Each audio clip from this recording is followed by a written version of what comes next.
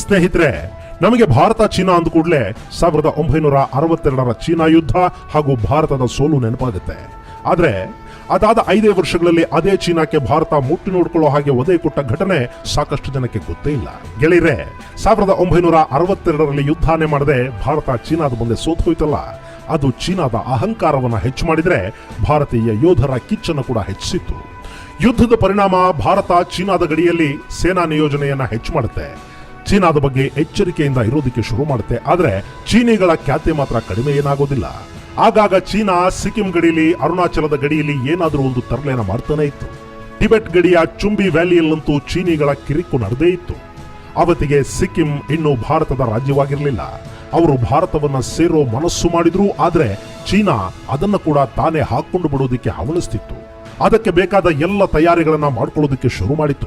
ಆದ್ರೆ 1963ರ ಹೊತ್ತಿಗಾಗ್ಲೇ ಸಿಕ್ಕಿಂ ಚೀನಾ ಗಡಿಯ ನಾಥುಲಾ ಪಾಸ್ಗೆ ಹೊಂದ್ಕೊಂಡಿರೋ ಸೇಬುಲಾ ಹಾಗೂ ಕ್ಯಾಮಲ್ಸ್ ಬ್ಯಾಕ್ ಅಂತ ಕರೆಸಿಕೊಳ್ಳಲ್ಪಡುವ ಗಡಿಯವರೆಗೆ ಭಾರತ ಆಗ್ಲೇ ಹಿಡಿತ ಹೊಂದಿತ್ತು. ನಿಮಗೆ ಗೊತ್ತಿರಲಿ, ಮ್ಯಾಕ್ಮಹೋನ್ ರೇಖೆಯ ಉದ್ದಕ್ಕೂ ಭಾರತ ಚೀನಾದೊಂದಿಗೆ ಸುಮಾರು 4000 ಕಿಲೋಮೀಟರ್ಗಳಷ್ಟು ಗಡಿಯನ್ನ ಹಂಚಿಕೊಳ್ಳುತ್ತೆ. ಆ ಗಡಿಯ ಉದ್ದಕ್ಕೂ ಭಾರತ ಸುಮಾರು 1,20,000 ಸೈನಿಕರನ್ನ ನಿಯೋಜನೆ ಮಾಡಿದೆ. ಅದೇ ಗಡಿಯಲ್ಲಿ ಚೀನಾ 3 ಲಕ್ಷಕ್ಕೂ ಹೆಚ್ಚು ಸೈನಿಕರನ್ನ ತಂದು ನಿಲ್ಲಿಸಿದೆ. ನೀವಿನ್ನು ನಮ್ಮ ಯೂಟ್ಯೂಬ್ ಚಾನೆಲ್ ಅನ್ನು ಸಬ್ಸ್ಕ್ರೈಬ್ ಮಾಡದಿದ್ದರೆ ಈಗಲೇ ಬೆಲ್ ಐಕಾನ್ ಪ್ರೆಸ್ ಮಾಡಿ ಹಾಗೂ ವಿಡಿಯೋವನ್ನು ಲೈಕ್, ಶೇರ್ ಮತ್ತು ನಮ್ಮ ಚಾನೆಲ್ ಅನ್ನು ಸಬ್ಸ್ಕ್ರೈಬ್ ಮಾಡಿ. ಅವತ್ತಿಗೆ 18ನೇ ರಜಪೂತ್ ಬಟಾಲಿಯನ್ ಹಾಗೂ ಗೂರ್ಖಾ ರೆಜಿಮೆಂಟಿನ ತಂಡಗಳು ಸಿಕ್ಕಿಂ ಬಳಿಯ ಗಡಿ ಪೋಸ್ಟ್ಗಳನ್ನ ಕಾಯ್ತಾ ಇದ್ವು. ಇನ್ನು ಆಗ್ತಾನೆ ನಾವು ಪಾಕಿಸ್ತಾನದ ಜೊತೆಗಿನ ಯುದ್ಧವನ್ನ ಗೆದ್ದು ಒಪ್ಪಂದ ಕೂಡ ನಡೆದು ತಾಷ್ಕೆಂಟ್ ಅಲ್ಲಿ ನಮ್ಮ ಪ್ರಧಾನಿ ಶಾಸ್ತ್ರಿಜಿ ಅವರನ್ನ ಕಳ್ಕೊಂಡಿದ್ವಿ. ದೇಶ ಇನ್ನು ಆ ದುಃಖದಿಂದ ಹೊರಬಂದಿರಲಿಲ್ಲ. ಅಷ್ಟರಲ್ಲೇ ಚೀನಿಗಳು ಸಿಕ್ಕಿಂ ಗಡಿಯಲ್ಲಿ ಖ್ಯಾತೆ ತೆಗೆದ್ರು. ತಕ್ಷಣ ನಾಥುಲಾ ಪಾಸ್ ಅನ್ನ ತೆರವುಗೊಳಿಸಿ ಅಂತ ಚೀನಿ ಅಧಿಕಾರಿಗಳು ಭಾರತದ ಸೇನಾಧಿಕಾರಿಗಳಿಗೆ ತಾಕೀತು ಮಾಡಿದ್ರು. ಆದ್ರೆ ಭಾರತ ಅದ್ಯಾವುದಕ್ಕೂ ತಲೆ ಕೆಡಿಸ್ಕೊಳ್ಳಿಲ್ಲ. ಬದಲಿಗೆ ನಾಥುಲಾ ಪಾಸ್ ಅಲ್ಲಿ ಬೇಲಿ ಹಾಕೋದಕ್ಕೆ ಶುರು ಮಾಡ್ತು ಭಾರತ. ನಾಥುಲಾ ಪಾಸ್ನ 2 ಕಡೆಗಳಲ್ಲಿ ಭಾರತ ಹಾಗೂ ಚೀನಿ ಸೇನೆ ಬಂದು ನಿಂತ್ಕೊಂಡ್ವು. ಭಾರತದ ಯೋಧರು ಯಾವುದಕ್ಕೂ ತಲೆ ಕೆಡಿಸ್ಕೊಳ್ಳದೆ ಗಡಿಯಲ್ಲಿ ತಂತಿ ಬೇಲಿ ಸುತ್ತೋದಕ್ಕೆ ಶುರು ಮಾಡ್ತಾರೆ. ಅಲ್ಲಿಗೆ ಬಂದ ಚೀನಾದ ರಾಜತಾಂತ್ರಿಕ ಅಧಿಕಾರಿಯೊಬ್ಬ ಭಾರತೀಯ ಯೋಧರ ಜೊತೆಗೆ ಜಗಳಕ್ಕೆ ನಿಂತ್ಕೋತಾನೆ. ನಮ್ಮವರಿಗೋ ಅಷ್ಟೊತ್ತಿಗೆ ಚೀನಿಯರ ನೆರಳು ಕಂಡ್ರು ಮೈ ಉರಿತಿತ್ತಲ್ಲ. ಹೀಗಾಗಿ ಅಲ್ಲಿ ನಡೆದ ಚಿಕ್ಕ ಕೋಳಿ ಜಗಳದಲ್ಲಿ ಆ ಅಧಿಕಾರಿಗೆ ನಮ್ಮ ಯೋಧರು ಅಕ್ಷರಶಃ ಹೊಡೆದು ಕಳಿಸ್ತಾರೆ. ಅದೊಂಥರ ನಮ್ಮ ಹಳ್ಳಿಗಳಲ್ಲಿ ಬೇಲಿ ಜಗಳ ಆಗತ್ತಲ್ಲ, ಹಂಗಿತ್ತು ಜಗಳ. ಹಾಗ ಅವನು ಒದೆ ತಿಂದು ಹೋದ. ಇವರು ಬೇಲಿ ಹಾಕೋ ಕೆಲಸನ ಮುಂದುವರಿಸಿದ್ರು. ಮರುದಿನ ಬೆಳಿಗ್ಗೆ ಹೊತ್ತಿಗೆ ಅಲ್ಲಿ ಪರಿಸ್ಥಿತಿ ಬದಲಾಗಿತ್ತು. ಅವತ್ತು ಸೆಪ್ಟೆಂಬರ್ 11, 1967. ಚೀನಿಯರ ಬಟಾಲಿಯನ್ಗಳು ಲೈಟ್ ಮಷಿನ್ ಗನ್ನುಗಳನ್ನ, ರಾಕೆಟ್ ಲಾಂಚರ್ಗಳನ್ನ ಹೊತ್ಕೊಂಡು ಆ ಗಡಿಯಲ್ಲಿ ಪೊಸಿಷನ್ ತಗೊಂಡ್ವು. ಭಾರತೀಯ ಯೋಧರು ಆಗ ಕೂಡ ತಲೆ ಕೆಡಿಸಿಕೊಳ್ಳಿಲ್ಲ.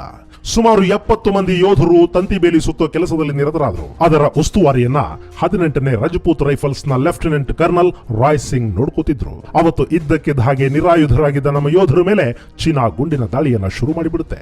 ಏನಾಗ್ತಿದೆ ಅನ್ನೋದು ಗೊತ್ತಾಗೋ ಹೊತ್ತಿಗೆ ನಮ್ಮ 16 ಸೈನಿಕರು ನೆಲಕ್ಕುರುಳಿದ್ರು. ಆದ್ರೆ ಅಷ್ಟೇ ಬೇಗ ಎಚ್ಚೆತ್ತುಕೊಂಡ ಭಾರತೀಯ ಯೋಧರು ಪ್ರತಿದಾಳಿಯನ್ನ ಕೂಡ ಶುರು ಮಾಡಿದ್ರು.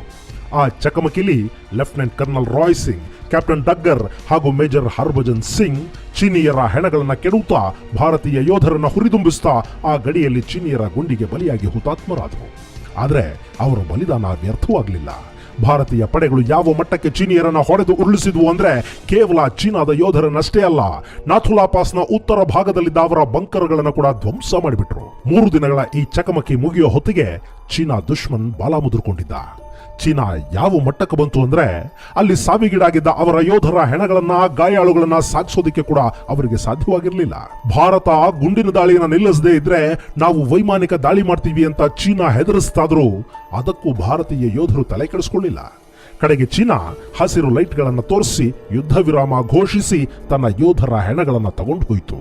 ಆ ಕದನದಲ್ಲಿ ಸುಮಾರು 340 ಮಂದಿ ಚೀನಿ ಯೋಧರು ಸಾವಿಗೀಡಾದ್ರೆ 450ಕ್ಕೂ ಹೆಚ್ಚು ಮಂದಿ ಗಾಯಗೊಂಡಿದ್ರು. ಭಾರತ ತನ್ನ 88 ಹುಲಿಗಳನ್ನ ಕಳ್ಕೊಳ್ತು.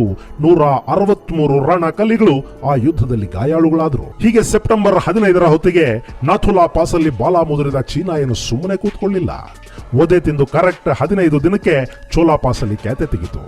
ಅಲ್ಲಿನ ಇಂಡಿಯನ್ ಪೋಸ್ಟ್ .15450 ಬಳಿ ಚೀನಿಗಳು ಗಡಿ ಒತ್ತುವರಿ ಮಾಡಿ ಭಾರತದ ನೆಲದಲ್ಲಿ ಗಡಿಕಲ್ಲು ನೆಟ್ರು. ಅವತ್ತ ಪೋಸ್ಟ್ ಅನ್ನ ಕಾಯೋದಕ್ಕೆ ನಿಂತಿದ್ದುದು ಗೂರ್ಖಾ ರೆಜಿಮೆಂಟ್. ಆ ಪಡೆಯ ನೈಬ್ ಸುಬೇದಾರ್ ಗ್ಯಾನ್ ಬಹದ್ದೂರ್ ಲಿಂಬು ಗಡಿ ಕಲ್ಲಿನ ಮೇಲೆ ಕಾಲಿಟ್ಟು ಚೀನಿ ಸೈನಿಕರ ಜೊತೆ ಜಗಳಕ್ಕೆ ನಿಲ್ತಾನೆ. ಅದು ಹೆಂಗ್ ಗೊತ್ತಾ, ಸೇಮ್ ನಮ್ಮ ಹಳ್ಳಿ ಹೊಲಗಳ ಜಗಳದ ಥರಾನೇ. ಅವನು ಅವ್ರು ಹಾಕಿದ ಕಲ್ಲಿನ ಮೇಲೆ ಕಾಲಿಟ್ಟು ಚೀನಿಗಳನ್ನ ಬೈತಿದ್ದ. ಚೀನಿ ಸೈನಿಕರು ಲಿಂಬು ಕಾಲಿಗೆ ಒದ್ರು. ಲಿಂಬು ಅದರ ಮೇಲೆ ಮತ್ತೆ ಕಾಲಿಟ್ಟ. ಮಾತಿಗೆ ಮಾತು ಬೆಳೀತು. ಚೀನಿ ಸೈನಿಕನೊಬ್ಬ ಗನ್ ಬ್ಯಾನೆಟ್ ಅಲ್ಲಿ ಲಿಂಬು ಮೇಲೆ ಹಲ್ಲೆ ಮಾಡ್ದ.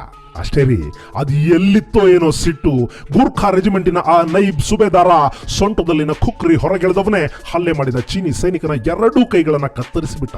ಖುಕ್ರಿ ಅಂದ್ರೆ ಗೂರ್ಖಾಗಳು ಸೊಂಟದಲ್ಲಿ ಯಾವಾಗ್ಲೂ ಇಟ್ಕೊಂಡಿರ್ತಾರೆ ನೋಡಿ, ಸ್ವಲ್ಪ ಬಾಗಿದ 1-1.5 ಅಡಿ ಉದ್ದದ ಬಾಕು ಅದು.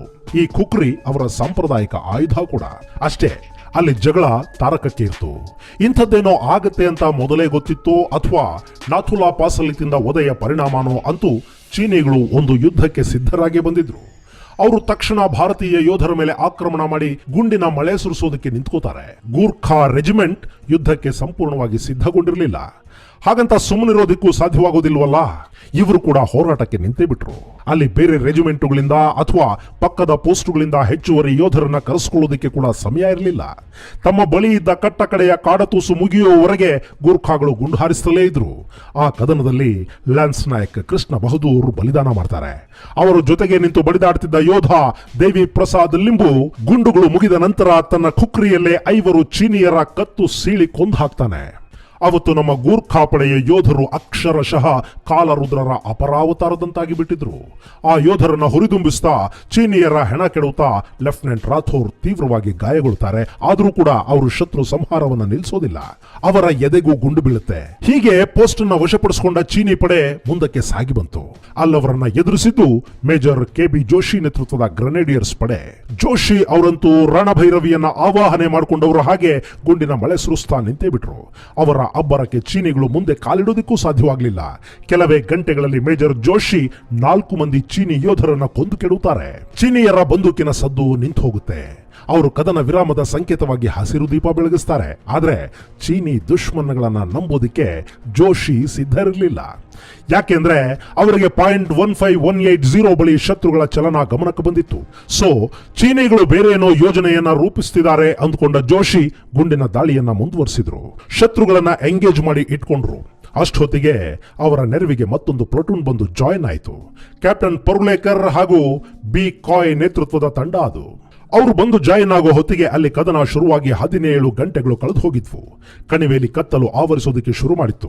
ಆದ್ರೆ .15450 ಚೀನಿ ಶತ್ರುಗಳ ವಶವಾಗಿತ್ತಲ್ಲ, ಅದನ್ನ ಮತ್ತೆ ಪಡ್ಕೊಳ್ಳದೆ ಇದ್ರೆ ಏನು ಪ್ರಯೋಜನ? ಜೋಶಿ ಅವರ ಮನಸ್ಸಲ್ಲಿರೋದು ಕ್ಯಾಪ್ಟನ್ ಪರುಲೇಕರ್ ಅವರಿಗೆ ಅರ್ಥ ಆಗೋದಕ್ಕೆ ಹೆಚ್ಚು ಸಮಯ ಬೇಕಾಗಲಿಲ್ಲ. ಅವರ ಪಡೆ ಕತ್ತಲಲ್ಲೇ .15450 ಕಡೆಗೆ ಸಾಗೋದಿಕ್ಕೆ ಶುರು ಮಾಡ್ತು. ಬೆಳಕು ಹರಿಯೋ ಹೊತ್ತಿಗಾಗ್ಲೇ ಆ ಪೋಸ್ಟ್ ತುಂಬಾ ಭಾರತೀಯ ಪಡೆಗಳು ಕಾಣಿಸ್ಕೊಂಡ್ವು. ಅಲ್ಲಿಗೆ ಕಳ್ಕೊಂಡಿದ್ದ ಪೋಸ್ಟ್ ಅನ್ನ ಭಾರತೀಯರು ಮತ್ತೆ ವಾಪಸ್ ಪಡೆದಿದ್ದಷ್ಟೇ ಅಲ್ಲ, 6 ಕಿಲೋಮೀಟರ್ಗಳಷ್ಟು ಚೀನಿಯರನ್ನ ಹಿಂದೆ ಕಟ್ಟಿದ್ರು. ಅಲ್ಲಿಗೆ ಸಿಕ್ಕಿಂ ಗಡಿಯಲ್ಲಿ ಚೀನಾ ಬಾಲ ಮುದುರ್ಕೊಳ್ತು. ಈ ಯುದ್ಧದ ಪರಿಣಾಮ ಏನು ಗೊತ್ತಾ? 1975ರಲ್ಲಿ ಸಿಕ್ಕಿಂ ಭಾರತದ ಅವಿಭಾಜ್ಯ ಅಂಗವಾಗಿ ಭಾರತದಲ್ಲಿ ವಿಲೀನಗೊಳ್ತು. ಸಿಕ್ಕಿಂ ವಿಲೀನವನ್ನ ಮೊದಲು ವಿರೋಧಿಸಿದ್ರೂ ಕೂಡ ಚೀನಾ ಆನಂತರ ಸಿಕ್ಕಿಂ ಭಾರತದ ಅವಿಭಾಜ್ಯ ಅಂಗ ಅನ್ನೋದನ್ನ ಒಪ್ಪಿ ಅಲ್ಲಿ ನಮಗೆ ಯಾವ ಗಡಿತಂಟೇನೂ ಇಲ್ಲ ಅನ್ನೋ ಒಪ್ಪಂದಕ್ಕೆ ಸಹಿ ಮಾಡ್ತು. ಅದರ ಭಾಗವಾಗಿ ನಾವು ಟಿಬೆಟ್ ಚೀನಾದ ಭಾಗ ಅನ್ನೋದನ್ನ ಅಧಿಕೃತವಾಗಿ ಒಪ್ಕೊಂಡು ಜಗಳ ಮುಗಿಸಿದ್ವಿ. ಅಫ್ಕೋರ್ಸ್ ಅದನ್ನು 1953ರಲ್ಲೇ ಭಾರತ ಒಪ್ಕೊಂಡಾಗಿತ್ತು. ಅದು ಅಗ್ರಿಮೆಂಟ್ ರೂಪಕ್ಕೆ ಬಂತು ಅಷ್ಟೇ. ನಿಮಗೆ ಗೊತ್ತಿರಲಿ, ಅವತ್ತು ಪಾಕಿಸ್ತಾನವನ್ನು ಒಗ್ಗುಬಡಿದ 2 ವರ್ಷಕ್ಕೆ ನಮ್ಮ ಯೋಧರು ಚೀನಾದ ಬಾಲನ ಕೂಡ ಕತ್ತರಿಸಿದ್ರು. ನಾಥುಲಾ ಹಾಗೂ ಚೋಲಾಪಾಸ್ ಕದನಗಳ ನಂತರ ಚೀನಾ ಭಾರತದ ನಡುವೆ ಮತ್ತೆ ಅಂಥ ಯಾವ ಘಟನೆಯನ್ನು ಮರುಕಳಿಸಿಲ್ಲ. ಮೊನ್ನೆ ಡೊಕ್ಲಾಮಾದಲ್ಲಿ ಘರ್ಷಣೆ ಕಾಣಿಸ್ಕೊಂಡ್ರೂ ಕೂಡ ಅದು ದೊಡ್ಡ ಮಟ್ಟಕ್ಕೆ ಹೋಗಲಿಲ್ಲ, ಹೋಗೋದೂ ಇಲ್ಲ ಕೂಡ. ಚೀನಾಗೆ ಹೋಲಿಸಿದ್ರೆ ಸದ್ಯದ ಪರಿಸ್ಥಿತಿಲಿ ಆ ಗಡಿಯಲ್ಲಿ ಭಾರತದ ಪಡೆಗಳ ಶಕ್ತಿ ಹೆಚ್ಚಾಗೇ ಇದೆ. ಸಾಂಪ್ರದಾಯಿಕ ಯುದ್ಧನೇ ಆದ್ರೆ ಚೀನಾ ಅನ್ನೋ ದೇಶಕ್ಕೆ ಸರಿಸಾಟಿಯಾಗಿ ನಿಲ್ಲೋ ಶಕ್ತಿ ಇವತ್ತು ಖಂಡಿತ ಭಾರತಕ್ಕಿದೆ. ಹಾಗಾಗಿನೇ ಚೀನಾ ಗಡಿಯುದ್ದಕ್ಕೂ ರಸ್ತೆಗಳನ್ನ ಮಾಡ್ಕೊಳ್ತಿರೋದು ಹಾಗೂ ತನ್ನ ಸೈನಿಕರನ್ನ ತಂದು ಆ ಗಡಿಯಲ್ಲಿ ನಿಲ್ಲಿಸೋದಕ್ಕೆ ಶುರು ಮಾಡಿರೋದು. ಅದೊಂದು ದೊಡ್ಡ ಕಥೆ. ಅದರ ಬಗ್ಗೆ ನಿಮಗೆ ಮುಂದೆ ಯಾವತ್ತಾದ್ರೂ ಹೇಳ್ತೀನಿ. ಹೀಗೆ ಚೀನಾ ಅನ್ನೋ ದೇಶಕ್ಕೆ ಕೂಡ ಸೆಡ್ ಹೊಡೆದು ನಿಂತಿರೋ ಭಾರತದ ವಿರುದ್ಧ ಸೆಪ್ಟೆಂಬರ್ ಅಲ್ಲೋ ಅಕ್ಟೋಬರ್ ಅಲ್ಲೋ ಯುದ್ಧ ಮಾಡ್ತೀವಿ ಅಂತ ಹೇಳ್ತಿದೆ ಪಾಕಿಸ್ತಾನ. ಇದಕ್ಕಿಂತ ದೊಡ್ಡ ಜೋಕು ಬೇರೆ ಏನಾದ್ರೂ ಇರೋದಕ್ಕೆ ಸಾಧ್ಯನಾ? ಅಂದಹಾಗೆ ಸ್ನೇಹಿತರೆ, 1967ರ ಯುದ್ಧದಲ್ಲಿ ಚೀನಾದ ಬಾಲ ಕತ್ತರಿಸಿದ ಆ ದಿನಗಳಲ್ಲಿ ಭಾರತವನ್ನ ಆಳ್ತಿದ್ದದ್ದು ನೆಹರು ಮಗಳು ಶ್ರೀಮತಿ ಇಂದಿರಾ ಗಾಂಧಿ. ಇದು ಸ್ನೇಹಿತರೆ ಭಾರತೀಯ ಯೋಧರ ಶೌರ್ಯದ ಕಥೆ. ಮುಂದಿನ ಸಂಚಿಕೆಯಲ್ಲಿ ಮತ್ತೊಂದು ವಿಶೇಷದ ಜೊತೆಗೆ ನಿಮ್ಮನ್ನ ಭೇಟಿ ಮಾಡ್ತೀನಿ. ಅಲ್ಲಿವರೆಗೆ ಜೈ ಹಿಂದ್, ನಮಸ್ಕಾರ.